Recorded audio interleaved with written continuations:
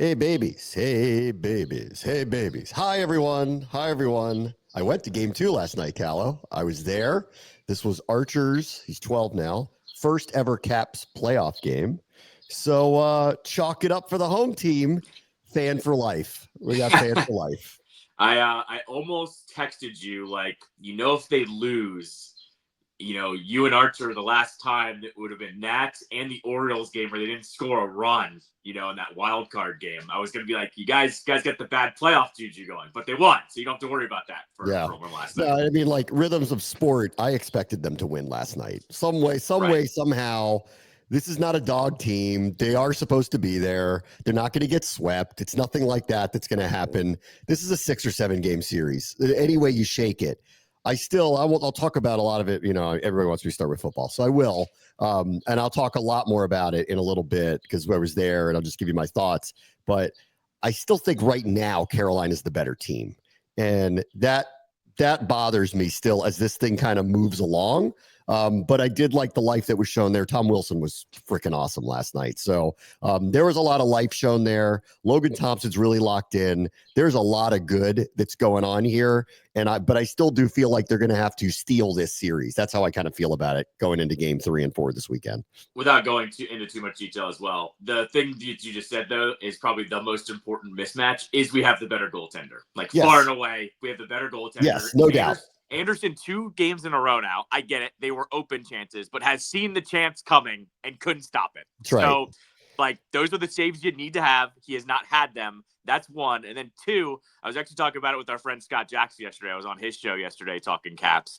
And I had landed on this with the Caps. The Caps had too many good players for them all to stay as quiet as they did in game 1. And look at what happened last night. Like, Michael scores a goal. Carlson steps up and scores a goal. Yeah. Wilson was an absolute force. I mean, missile on the ice. Ovechkin's quote on him yesterday was amazing. I don't know if you heard him. That he was asked about Wilson, and he just goes, "Yeah, he's our leader." I mean, that's the captain saying, deferring to him that he's the leader. So, yeah, those are the 2 factors that they're like too good to only score 1 goal. So that's how I felt going into it yesterday. I agree. So I think this is going to be a long series. I don't love how relentless Carolina is, especially on their forecheck. God, there are periods of time where you can't get the puck out of a zone with them. They're just all over you. And the Capitals have a better goaltender and more skilled finishers. So this is going to be interesting as it goes along. I just cannot envision. I mean, if Thompson's going to be as locked in as he's been, then I think they could steal this series. If there's an off game where a couple softies get in or all this volume turns into a couple mucked up plays and goals and they just lose a game that way, I think that could be a difference too. So, all right. So we'll get back into it a little bit. All right. Since the draft, and rookie minicamp is starting this weekend. I'll get into Commanders in a moment. I don't really expect a lot. It was supposed to publicly be open today, but because the weather is so bad, they closed off that part to it. So I'm actually going to go out there tomorrow. So I'll have full recap of first real practice that I got to watch with the rookies, albeit with the rookies. I will do that on Monday with you. Hopefully I'll get a chance to talk to a couple of the players, and we'll hear from Dan Quinn. And so we'll get a sense of kind of what's going on with them, and I'll give you a full recap of all of that on Monday. But I'll tell you, not that I'm surprised by this because we're not at OTAs yet. We're in the rookie part of this whole thing, but the players obviously are back in and out of town, working out. I still think there's a clear need to upgrade at edge, and it hasn't happened yet. So of the things that I expect to occur this month at some point is an edge rusher. And of course, this popped up again because Jadeveon Clowney he's been a mercenary now for, a number of years. He is available. So add him to the list. Him, Zadarius Smith, Von Miller, if you're looking for big names of players who have had long careers and have been successful to certain levels. Von Miller to me is a Hall of Famer. Zadarius Smith and Jadeveon Clowney are very good players that have had great years at times, but never been that consistent. But they're available for you. So I'm still waiting, tick, tick, tick. I'm still waiting for the Commanders to bite on somebody here to bring in to bolster that part of their unit. It just hasn't happened yet. Yeah, no, I saw the Clowney, for release yesterday, and I thought the same thing. Is it a name that wows me? No, but it's a name that would fill the need. And they, as we've said time and time again, they need to get one more name in here to play a bunch of snaps, and he kind of fits that bill. It's funny. That's what we were comparing it to. They basically need a Clowney type because Clowney has done this for, I think, 10 years now. I mean, it's been a long time that he's been signing these one-year deals and just being a mercenary. There's nothing wrong with that.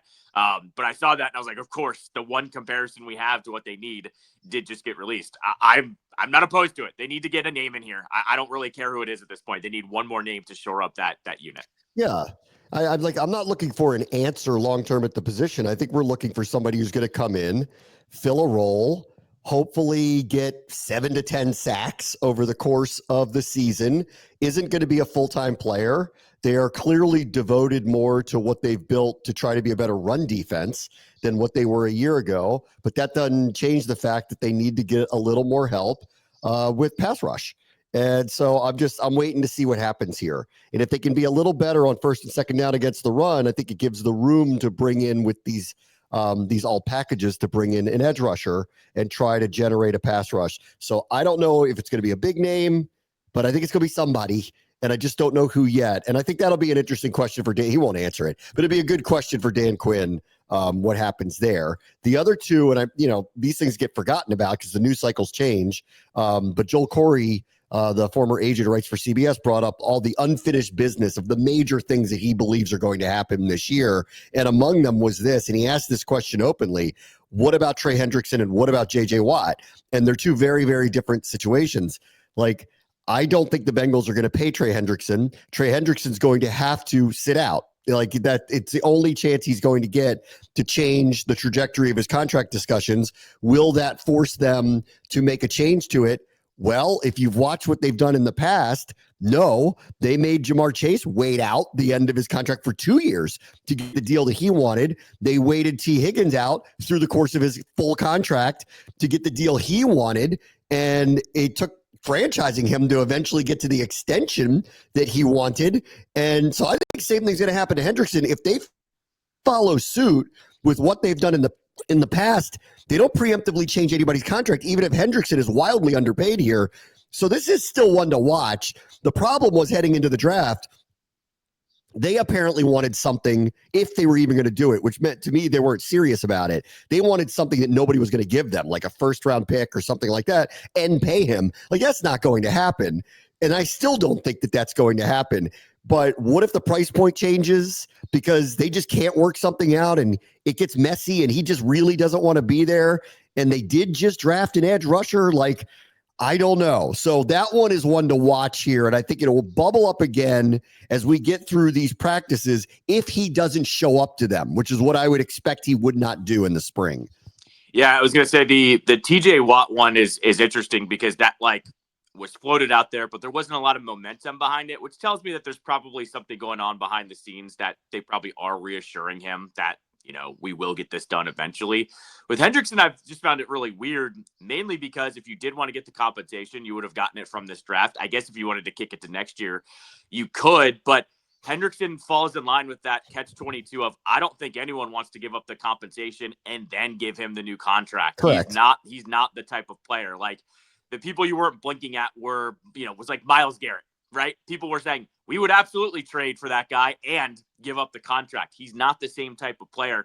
So I also wondered, do the Bengals eventually bend too and decide, okay, well, let's get what we can?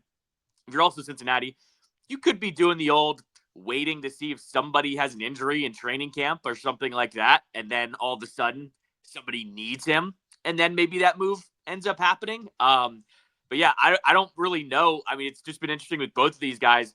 The rumors came out and then there was nothing. There was crickets, on draft day. And with the Steelers, what was really weird too was, Pickens gets traded this week, but there was only one little rumor about him being traded, and it still took a couple weeks after the draft for it to happen. So the trade market is clearly moving at a glacier pace right now. Like, nobody's really in any kind of rush to shore up their rosters at this point. Yeah, I think Hendrickson and Watt are two different cases, honestly. I think Hendrickson is a situation where TJ Watt's a Hall of Famer. Hendrickson is a very, very, very good player.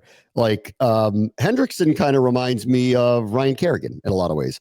Very consistent, really good player, always puts up numbers, no one calls him like best in the business at his spot. And there's nothing wrong with that. Like, like they don't think that he's Max Crosby. I don't either. Right. like I don't either. Right. Like there is a different level to some of these players. Myles Garrett, Max Crosby, TJ Watt for that matter. I think these are two different things. The TJ Watt one kind of spun a little bit because his contract's coming up. He put out an Instagram post. It was cryptic. People read into it. They have a lot of draft picks now for next year, so they're starting this reset thing. At the same time, they're talking about bringing in Aaron Rodgers as a bridge quarterback for them. And so I kind of feel like if they're still going after Rodgers and they're going to bring him in, it's not to weaken the team to the point where they can't actually compete. Because why would you bring in Rodgers if you're going to give away your best defensive player? Like that doesn't make sense to me. If Rodgers isn't going to sign with them and they're going to have a year where Mason Rudolph is probably their quarterback and they've already shipped off a couple of star players like George Pickens and they have 9 or 10 draft picks, whatever it is next year. So they're setting up for a reboot of the team. Then I could see where Watt gets dealt. But I think if Rodgers is coming there, I just have a hard time buying that they're trading him if that's what's happening, because why would you bring him in there if you weren't trying to win? Well, and it's also one of those guys, too, where you and I have this discussion all the time with rosters. Why are you not going to pay that guy? Like that's a player that you want to have on your roster. There's no reason to let him go. I know he's had a couple of injuries, but he's bounced back and looked perfectly effective is what I'm saying and here. Unlike Hendrickson, who's awesome, he is among best in the business. Right. So he's a defensive player of the year. Like, I don't know why you would move off of him unless you're rebooting and you're just deciding, look, we love you. You're going to go in our Ring of Honor, but we need to move on because we're changing this team. If they're going to get Aaron Rodgers, then they at least think in their mind that they're going to be competitive, whether that's true or not. And I think that might be fool's gold at his age and what his performance has been and, all the rigmarole that comes around with bringing him in. But he is, in my opinion, a better option than what they've had. If you're going to go to that length to bring him in, why would you then give away your best defensive player? Like, you got to give him a chance to actually win. So that wouldn't make sense to me. If Rodgers leaves them high and dry, they may think differently about it and go, all right, let's go, let's just go get what we can get right now for him. Yeah, I mean, that or, we've kind of talked about it here too, is like they go and trade for Cousins or something like that. Like that'll also be indicative of what happens here. Like if Rodgers ends up falling through, and they still don't trade Watt, then it means that they really aren't trying to hit the reset button at all. I've landed with Watt as well. Maybe he was just trying to leverage the Steelers because the Steelers do play hardball. They almost always do. They never really like giving up those big contracts, even to their own guys. And maybe that's him. Maybe that was him trying to get that ball rolling. Because the fact that we haven't heard anything, you know how this works in the league. When you haven't heard anything about it, it usually means they are talking behind the scenes or they have given him reassurances of like, calm down, we will take care of you, Yeah, his brother was this way with Houston. He seems like the type of guy that if he could or would do a full career there. Like he doesn't seem like, even amid, maybe the Pittsburgh people know a little bit better, but that's a tough place to walk away from, especially when you're pretty successful and the legacy type of stuff. And I've never heard word one out of him that he doesn't like being there or doesn't like Tomlin or anything like that. So maybe it was a little bit like, hey, time to pay me. Look what's happening around here right now. I'm as good as all of those players. And I guess Pittsburgh's got to make that choice. Since you mentioned Kirk, a couple of the other things that Joe Corey brought up in his unfinished business thing of 2025 is him. He doesn't have a home yet. So that is possible. Actually, he might be waiting out Rodgers too. It's going to put Pittsburgh in an extremely desperate situation. The number, if you trade for Kirk, actually isn't all that bad comparatively to like what the other major quarterbacks are making. And it is short term. Like even if you're forced to trade and take on basically all of the money, which apparently that was some of the balking with the Falcons was, we want you to pay some of the salary. But like, even if you had to take it on, if you could afford it under your cap, the number actually isn't really that terrible. And I think if you were willing to take on all the money and get Atlanta out from under it, you probably could get him for not a high draft pick. Like that's probably where the negotiation is. And Pittsburgh does have a lot of draft picks next year, so they could give away a late draft pick and it wouldn't be that big of a deal to them to bring him in as a bridge too. So maybe that's the play at this point, because otherwise start telling me where he's going to end up, because it feels like everyone else has gone, okay, that ship sailed. There are a number of teams that didn't have a quarterback issue coming in, and the ones that did, Cleveland just drafted 2 of them. They're not bringing in another one. They just brought in Kenny Pickett.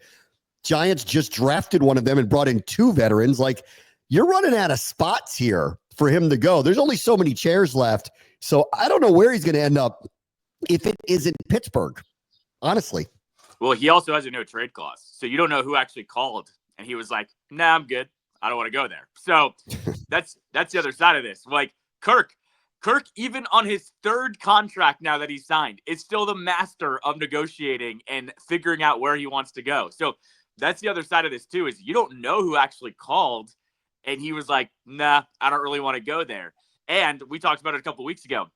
He pretty much said to the Falcons, you got to work with me, because he showed up for the offseason workouts when they didn't think he was going to show up. Kirk's the best when it comes to just being the guy that, like, you got to deal with me. I'm not going to let this fester. You got to deal with me. And so that's where I've landed here too. If Pittsburgh hasn't called yet, maybe he's waiting to hear from them. Like, he's waiting to see, okay, if Rodgers does sign there, all right, then I'm open to going to A, B, or C, whoever has been calling about it. You know, does one of the old coordinators call? You know, like, is it McVay? Is it, O'Connell? Is it LaFleur? Like, if they call them about him being a backup to one of those places, maybe he's open to that. But I don't really know what he wants either. Would he rather go to a bad team and start, or just go to another team and be comfortable? Like, I think there is a little bit of a chatter there. Yeah, I mean, I can't see him going back to Minnesota. I think that would just be too complicated. Yeah, that's true. Yeah, I was throwing out the old coordinators. Yeah, it's not going to be the Rams now, because they did just sign Stafford. And so they're not going to have both of them there. Like, that's not going to happen. So again, like, the one that actually always kind of made sense to me was San Francisco. Yep. Honestly, because there is no contract for Brock Purdy yet. And, I don't know where their negotiations are. I would assume that, like, if they were going to throw at him a top 5 quarterback contract, that he would have signed it by now. But they must be, and I think wisely, balking at that. And whatever the number is that they come up with, that they agree to, which is going to be $40 to $50 million a year, they're making a mistake. And I think, like, the reason why this is taking so long is they know that. I honestly, if I was Kyle, I would rather draft someone again, bring in Kirk at a much lower number on a short term, and then try to make the next person Purdy again. Because at some point you have to make this choice. Can we really pay this guy this much money? The Giants went through this with Daniel Jones. I think the Cowboys, to a lesser degree, but only because they just messed up Dak's contract so badly, are going through it with Dak. I think Philadelphia's been hot and cold, although Hurts keeps winning, but hot and cold with him about the amount of money that he makes now. I like Brock Purdy. I think he gets slammed a little too much, but I also don't think he is worth a top 5 quarterback contract, especially when the talent around him is going to be decreasing over time. Is Christian McCaffrey going to play? I don't know. They just did re-sign Kittle. He never plays all 17 games anymore. Ayuk's coming off an injury. The other receivers are young and untested. I don't know, man. Like, Trent Williams is old now. They just lost their best guard. Like, can he actually elevate people? Well, they're going to pay him like he can. So I don't know. And I think that this is taking a long time, probably because San Francisco knows this, but they don't feel any other way to go. And the ownership loves the guy. And that, in the end, is the real, I guess, quote unquote, problem here, because you can't tell the ownership no. No, that's exactly right. Like, I've actually wondered this out loud. If you asked Lynch and Shanahan, do you actually want to re-sign this guy? I would love to hear their real answers. I'm sure probably if they were like for 20 to 30 million, absolutely. Yeah. But right. For that amount of our cap, no, is probably what it is. I'm sure Shanahan is probably saying yes in general. But when he realizes whatever the number is going to look like, he's probably not about that life. Same thing with Lynch at that point as well.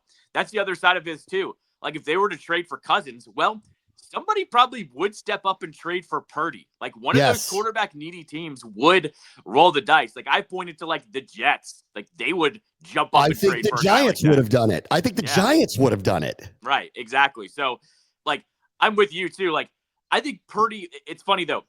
Purdy gets criticized, but it's rightfully so. Like, he is not this pedigree number 1 overall pick quarterback. Like, we went through this a little bit with Kirk, but I think Kirk demonstrated he could perform in an offense that had pieces, but not elite pieces. Purdy, we haven't seen him in an offense where he doesn't have, a couple of first-round pick wide receivers and the best running back in the league and one of the best tight ends in the league, one of the best offensive lines in the league. It's valid questions for a guy that was drafted literally with the last pick. Yes. Yeah, I think Tom Brady is a shadow that stands over everybody for all time, because not only did he turn out to be the greatest quarterback of all time, he did it from where the draft position was at an athleticism level that is unusual. But he did have some skill set stuff.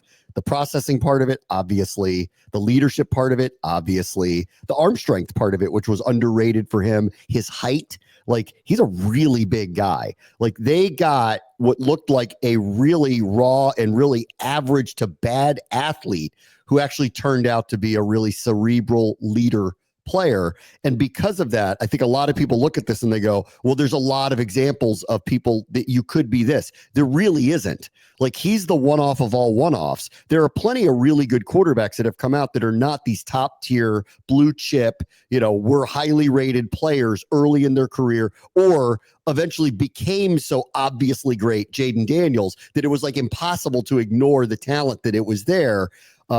There are plenty of examples of quarterbacks who've been picked in the mid to lower rounds that have turned out to be very, very good players, but Brady's is the one-off of all one-offs. So when people compare him to Brady, I go, he's not that tall. He doesn't have this kind of arm strength. The leadership ability may or may not be there, but we're going to find out, because he needs to elevate people. Like, Brady, for years and years and years, also played with okay talent in general around him. There were times where Randy Moss was on his team, and there were times when Curtis Martin was on the team with him. But, like, in general, it's Wes Welker and Julian Edelman and David Branch and a number of other players that he elevated along the way. They had a really, really good team, but he elevated them.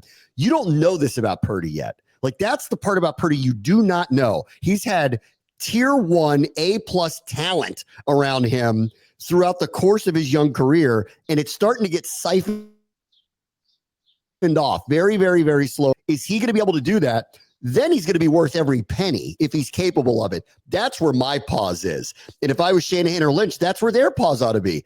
Is this guy going to elevate other players, turn our rookie receivers into extremely competent players that put up big numbers? I don't know that. And with McCaffrey's future very much in doubt, Ayuk off of a knee injury, they didn't even want to sign him. Remember that? They didn't really want to sign him. They wanted to move on from him. Kittle's back. He's outstanding. Might be a Hall of Fame tight end, but he gets hurt every single year. The offensive line's going to be very different. Trent's old. I don't know, man. Like, we're going to find out if he is Brady or not. And my gut says he's not, that he's a good player who needs good players around him to actually have great seasons. You also didn't bring up what I think is actually the most telltale sign of all of this is Kyle Shanahan has been able to take a lot of quarterbacks and put them in that system. Like, Kirk Cousins was good because Shanahan had that system in place.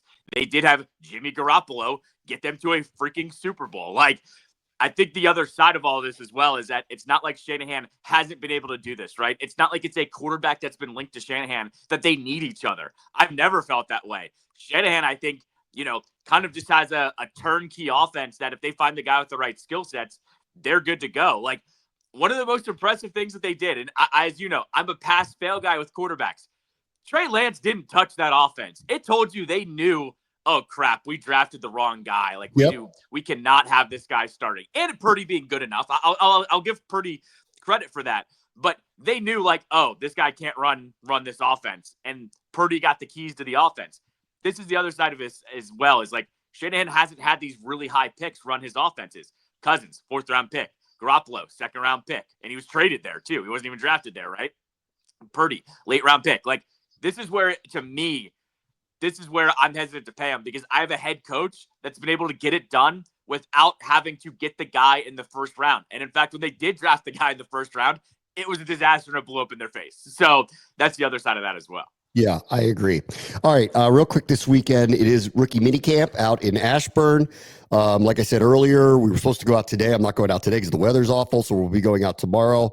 Of the storylines you'll hear about, obviously I want to see all the, the top picks and get a chance to talk to them. But Gabe Taylor is there, was signed as an undrafted free agent. This is the brother of Sean Taylor, so that's clearly going to be a big story. I think we'll all be very interested to hear what he just has to say. Right? Sure. Like, he clearly is a long shot to make the team. Undrafted free agent on a team that went 12-5. So, like, he's going to have to beyond impress. I think it's a really cool situation. I'll hear out others going, this is an emotional type of thing to kind of bring into the building.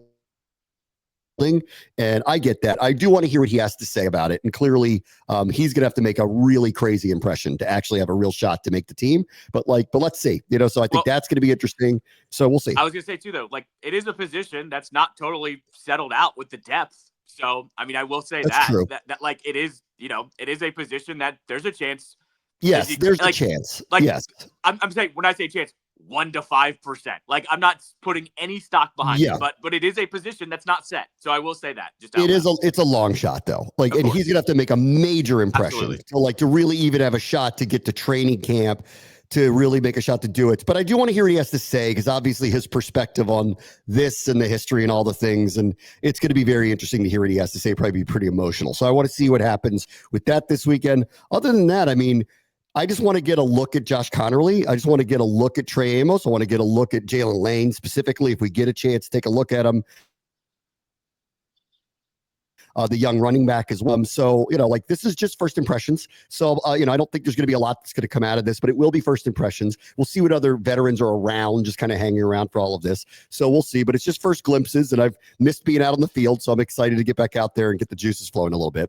And then last thing before I take a break, I see the rumors of what's going on with the schedule. I have no internal knowledge of what's coming, other than we're all bracing for this is going to be a schedule we haven't seen in a long time, which is where they're highly profiled.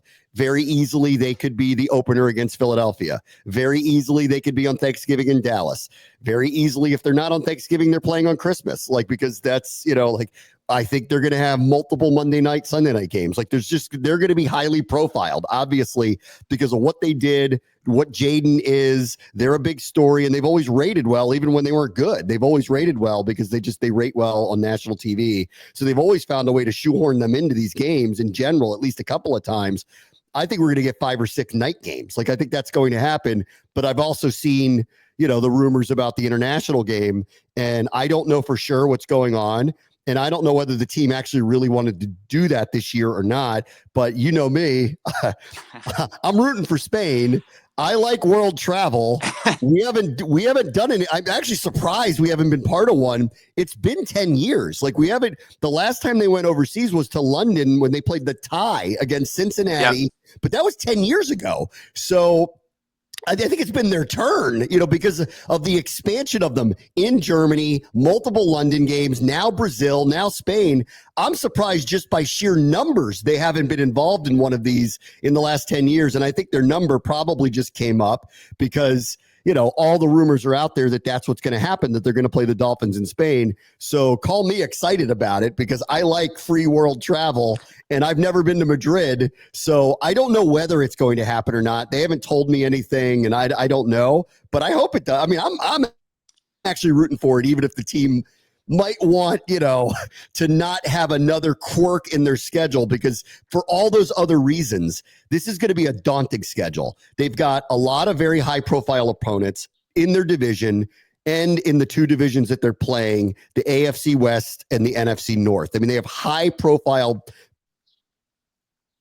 games, all of a sudden high profile windows, probably with a bunch of short weeks, a lot of them at night. This is a daunting schedule. You throw in a week in Europe in the middle of all of it, and it makes it even harder. So we'll probably know, I would assume, before the schedule actually comes out on Wednesday, whether they're part of this game or not. But I'm rooting for it, even amidst not going to put another quirk on this schedule, just because I think it'd be really cool to be part of the first ever NFL regular season game in that country. I think it'd be really cool to be part of that, and I hope it happens. Well, I mean, I would just say this on the surface too. It's not far-fetched that this would happen with this team. Like, Jaden Daniels is the guy that, to use a wrestling term, that's being pushed now. Like, he is clearly a superstar in the league. The league 100%. Is going to give him the primetime games. It does not surprise me that for a game that will be the first game in that country, and let's be honest here, the opponents they've thrown out for these, overseas games haven't been amazing. Like last year, we joked about it. What did Germany do to deserve Giants Panthers, right? So like they haven't done the greatest job of putting out like these premier players. Like I know the Chiefs played there either this year or this past year or the year Chiefs before. played there last year. So, yep, but like, they sent them over but there. like Yep. they haven't really gone out of their way to give up like these superstar teams or these really good teams.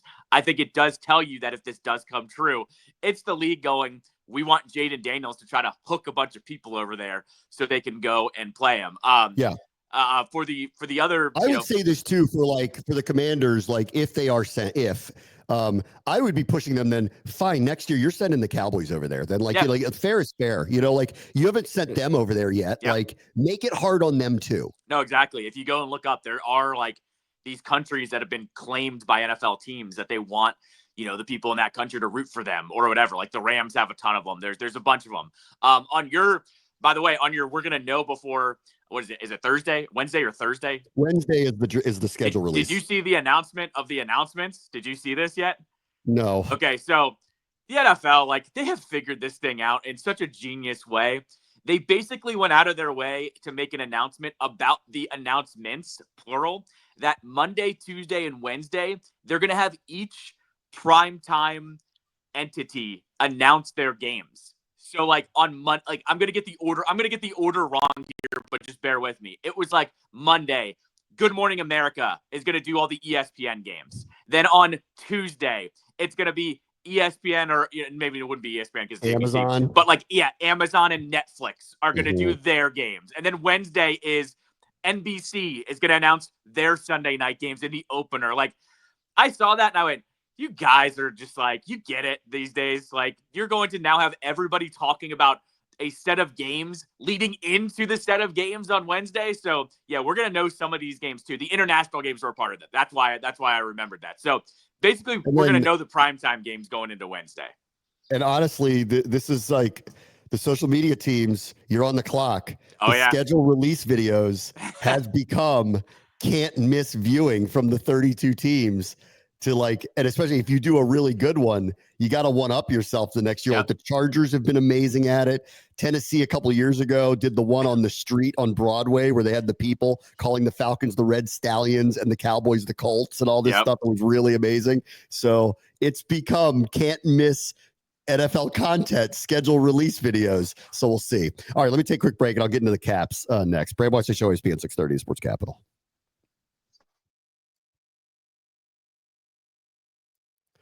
All right, welcome back. The Capitals are not going to go out like they did in game one. They win game two at home. I'd like to thank publicly my friends over at Monumental, specifically my buddy Darren, who hooked me up with some tickets last night. That was my son's first ever Caps playoff game. So we got to go last night. It was awesome. Tom Wilson remains one of my favorites. If not, it's just so hard to say it when Ovi's still on the team.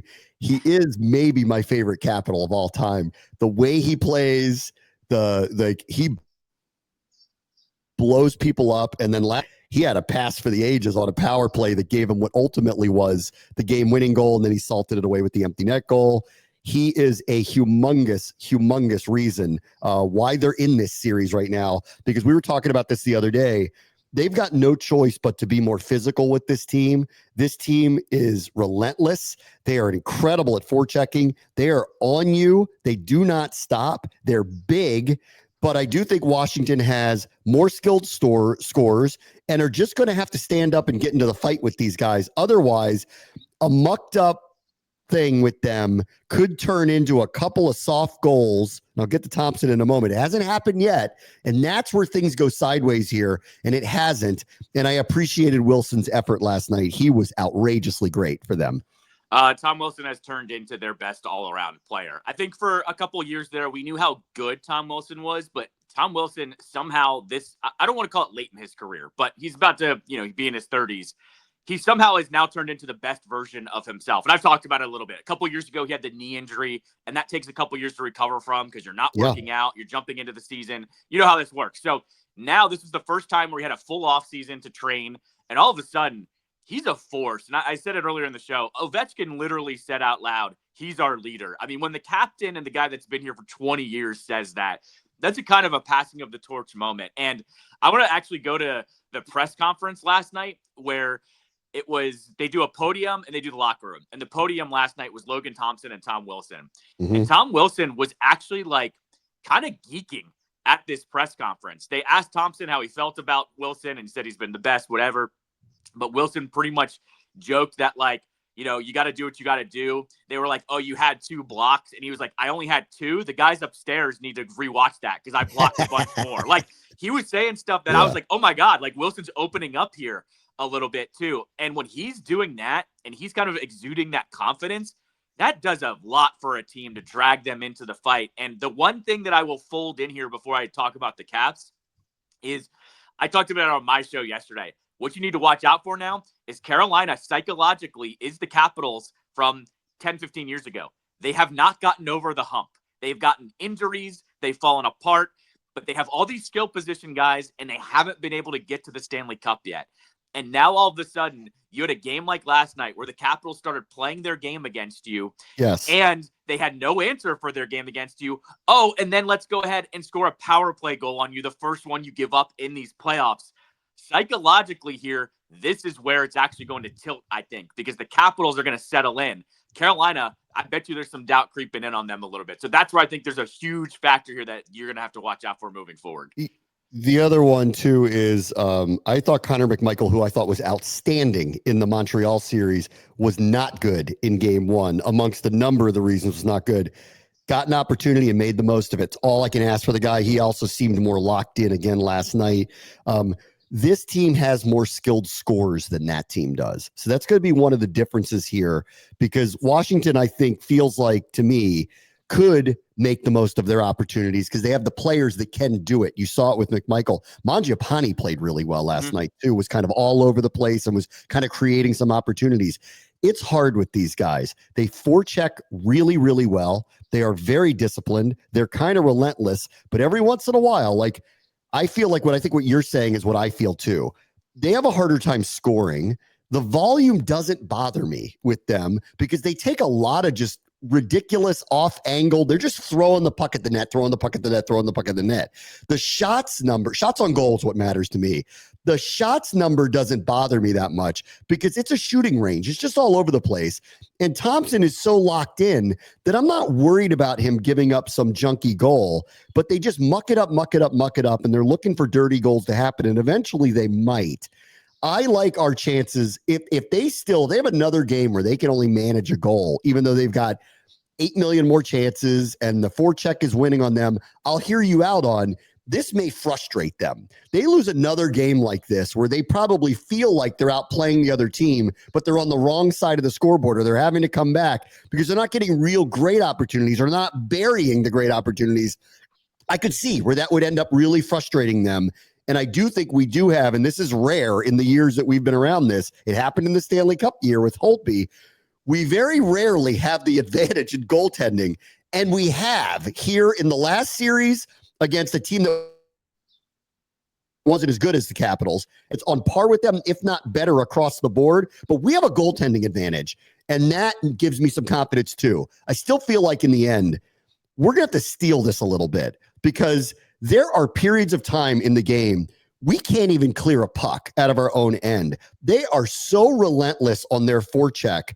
I'll give them a lot of credit. Like, they do not back off. It doesn't matter what the score is or how frustrated they may be. They've got 800 shots and 2 goals. Like, I could see where that's mounting on them. And a lot of that is watch Thompson. He's so locked in. Like, it's great. And I think you said this after game 1, and I feel the same way. It's not the volume that bothers me. He's not having to make outrageous saves. He's just getting the pucks on his end of the ice too much. That's all. That's all it is. Like, he's not making these sprawling, diving, game-saving saves. He's not being forced to do anything like that, but he does have to stay locked in because they're nonstop. And the Capitals, there are periods of time in the game where they're not giving him a break. And that's where I get worried. It takes 1 or 2 soft goals and one of these games goes the wrong way. What I'll say, though, is unlike a lot of those early Caps teams, though, is there's a buy-in here. They get down and block just about every attempt or try to block every attempt. Like, that was one of the problems, I think, early on in the Ovechkin era was I don't think you have that buy-in to get down and take these block shots. There were a couple guys that would, but not the whole team.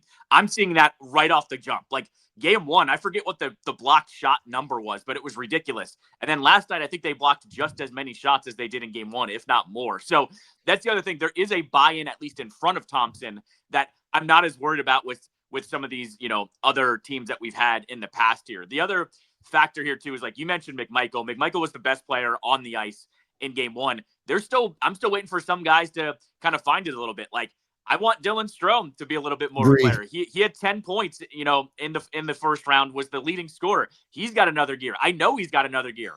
Protas, I know he still has another gear. I know he scored in game one, but I think he could be a little bit better. The other thing that happened here too is the last night, the fourth line settled in, and look what happened. It kind of was a trickle-down effect. Anthony Beauvillier showed up again last night. He didn't score, but he had some really good chances, and he missed that wide-open net, which I thought was going to haunt us if we didn't win last night. But all of a sudden, I see the trickle-down of what happened with scratching Leonard and seeing that happen. I expect the lineup to be the same. And here's one other thing that I'll just say outright and why I was so confident last night. Spencer Carberry needs to be commended. This team doesn't play 2 bad games in a row. Like, they refuse to fall into any kind of groove when things go wrong for them. And the fact is that they pretty much looked at that game one, and we knew on Wednesday morning they were already moving past it. And then there was last night, and the first period was a little bit rough. Then the second period, they turned it around, and third period was a little bit of the same. But the third period, they looked much better this time around. And if you're the Hurricanes too, they did only score on the power play. Like, I'm sorry, that's a bad game if you didn't score on 5-on-5. So I still think psychologically here, Caps have an advantage. Yeah, I trust this team. Like, I totally trust. I like the coaching. I like this room. I like the experience there. I like how hard they play, and so I trust that this could be a long series. But like, the tide's got to turn with the possession and getting out of your zone and getting a few more opportunities. It was freewheeling from late in the first period through most of the second, and then it tightened up again. And the third period, once again, was like the first half of the first period, where they're not even getting a real opportunity, and they're just squeezing their butts, hoping that Carolina doesn't score after just circling their zone over and over and over and over. And that's just not going to last forever. Like, you're asking Thompson, who, again, I don't think is being forced to make a million great saves. He's not being forced to do that, but he's being forced to mentally stay locked in, so much so just to ensure that nothing soft gets in on you, or it takes one bad carom off the boards, or one pass that gets through someone's legs, and then all of a sudden you're down 1-0 against a relentless team. Like, I think they're fortunate that they've given up 2 goals within regulation through these 2 games. Like, I think they're fortunate that has happened. That's partially, I think this team doesn't have a lot of skilled finishers. It's partially because they're not looking to set up great plays. It's volume, chuck, hoping to have something happen. And it's partially Thompson has been playing really, really well. It takes one of these 2 games down there just to kind of turn sideways. You give up a couple bad goals and you're not going to win.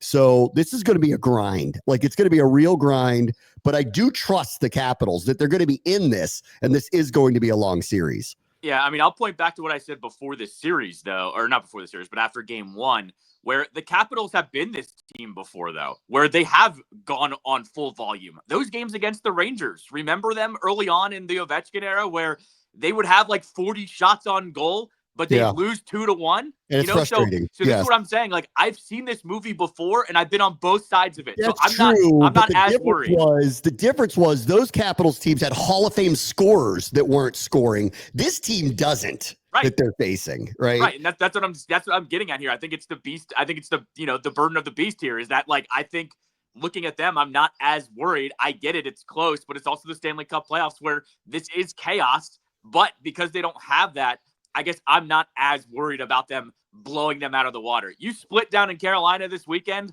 I agree. I'm feeling really good about this series. Yeah, I agree. Exactly. Then it's on. I agree. If they can just get one of them, it's on.